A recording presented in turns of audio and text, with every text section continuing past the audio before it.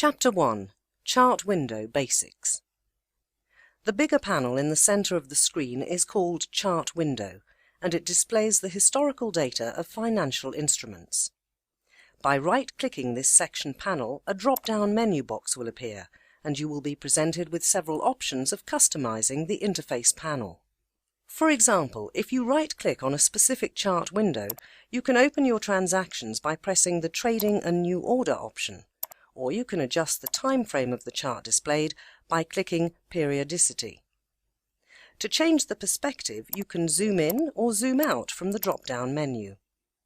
By selecting Properties, you can customize the colors and other common features of a specific chart. By accessing the Window tab, you can organize the display of multiple charts in a horizontal, vertical, or cascade version. In our next tutorial, you will learn more details about chart panels. Thank you for watching.